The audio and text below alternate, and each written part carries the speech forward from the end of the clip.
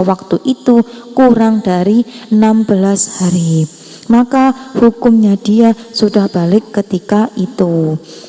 Kan alamat balik yang kemarin ada 3, di mana yang pertama yaitu ketika sempurnanya umur 15 tahun baik bagi laki-laki ataupun perempuan.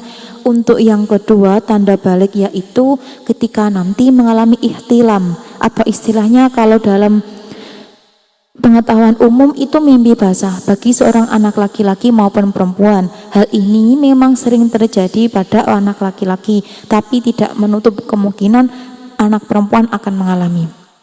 Untuk yang terakhir yaitu mengalami haid bagi seorang perempuan setelah umur 9 tahun.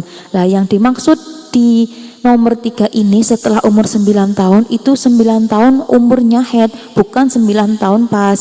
Maka dari itu kenapa cabangan masalah yang kedua saya mengatakan dia hukum haid di saat dia umur 9 tahun dia kurang 15 hari, karena ini sudah memasuki umurnya haid atau memasuki umur minimalnya haid.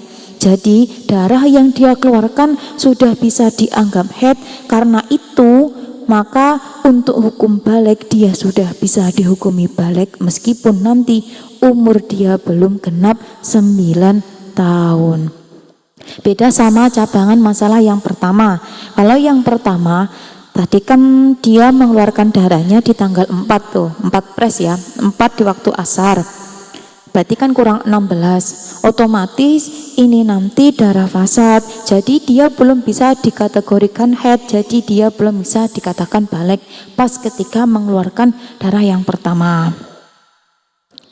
Beda cerita lagi kalau darah ini berkelanjutan sampai umur dia nanti menuju 9 tahun itu kurang 10 hari. Nanti dia ada 2 hukum. Ini nanti akan ada pada cabangan masalah yang ketiga. Menurut saya untuk cabangan masalah yang pertama dan kedua ini sudah cukup bisa dipaham. Akan saya lanjutkan ke cabangan masalah yang ketiga, yaitu ketika nanti seseorang itu mengeluarkan darah di saat sebelum umur balik dia kurang 18 hari, yang mana darah yang dia keluarkan itu selama 5 hari hingga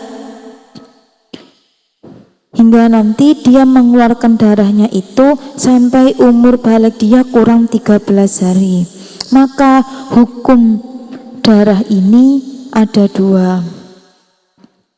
Berarti kan kalau dia mengeluarkan darahnya di hari balik dia kurang 18 hari, otomatis berarti kalau balik dia nanti umur tanggal 20 Muharram, berarti itu nanti dia keluar darahnya di tanggal 2. Kan dari tanggal 2 untuk menuju 20 itu kurang 18 hari. Kemudian dia keluarnya selama 5 hari. Otomatis ini nanti keluarnya pada tanggal 2, 3, 4, 5 sama 6. Kemudian di tanggal 6 ini berarti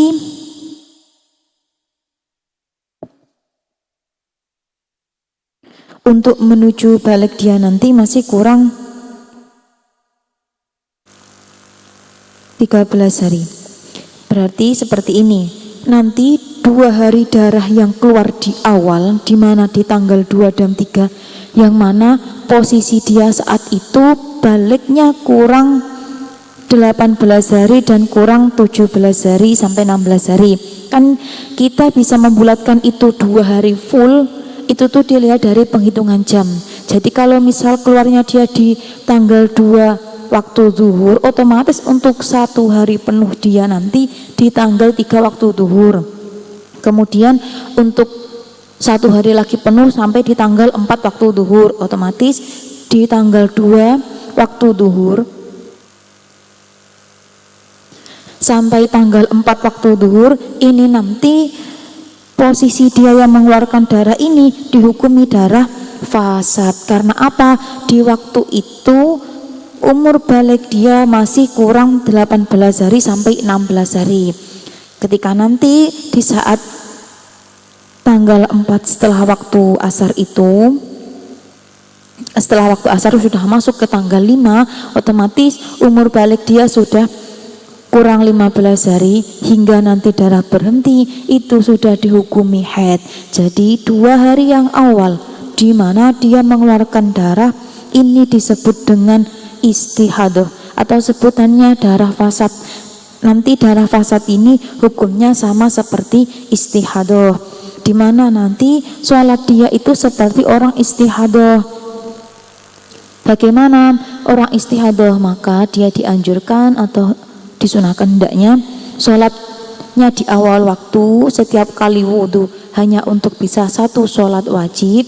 Niatnya pun juga berbeda, yang mana pada biasanya ketika kita orang dalam keadaan bersuci, dalam niat wudhu kita pasti itu hadasil asghori, menghilangkan hadas kecil. Akan tetapi kalau di wudhunya orang istihadah, kalau dalam orang istihadah itu wudhunya beda. Perbedaannya hanya pada lafaz. Kalau untuk orang suci itu raf'il hadasil asghori, kalau untuk orang istihadah itu hanya listibahati sholati. Kenapa? Listibahati sholah itu artinya krono dan wenangake sholat, karena diperbolehkannya sholat. Berarti wudhunya tuh niatnya sama. Pas ketika kita membasuh wajah hanya perbedaan niat saja. Untuk tempat niat itu sama seperti orang suci biasa. Jadi ketika membasuh wajah cukup diniatkan nawaitu listibahati sholah, yaitu saya berniat wudhu karena untuk diperbolehkannya sholat, seperti itu. Ini untuk orang istihadah. Berarti dari cabangan masalah ini yang saya terangkan ini terjadi pada anak yang baru pertama kali mengeluarkan darah. Maka dari itu, untuk menghadapi hal seperti ini, hendaknya dia tuh butuh perhatian khusus atau butuh didikan sejak dini. Jadi pengenalan sejak dini. Jadi untuk sholatnya dia juga harus disumbat di mana tempat keluarnya darah, seperti itu. Dan jika nanti ketika seseorang itu mengalami istihadahnya benar-benar darah seperti orang haid seperti biasa, maka hendaknya menurut saya itu lebih mudah ketika dia melakukan sholat itu di tempat yang dekat dengan kamar mandi, selagi keadaan tempat itu masih bisa dikatakan suci. Karena apa? Ketika nanti, kalau pada umumnya orang yang mengalami haid itu pasti menggunakan kain atau semacam pembalut. Ketika nanti di saat kalian sudah wudhu atau sudah bersuci, baik pakaian ataupun kain yang kalian pakai ini sudah suci, tapi ketika nanti darah itu menetes meskipun hanya setetes di saat kalian belum memasuki sholat, maka itu hukumnya nanti sholatnya tidak sah, karena posisi yang Anda lakukan ini sholat dengan membawa najis. Jadi itu memang wajibnya disumbat di mana tempat keluarnya darah. Tapi ketika nanti memang darah yang keluar ini benar-benar deras, atau memang seperti halnya pada umumnya orang haid ini, nanti ketika kalian telah takbiratul ihram kemudian darah itu meluber hingga ke kain yang kalian pakai, ini tidak masalah selama kalian sudah masuk pada sholat, sudah melewati takbiratul ihram. Misal di saat kalian membaca Al-Fatihah atau di saat rakaat kedua, itu tidak apa-apa.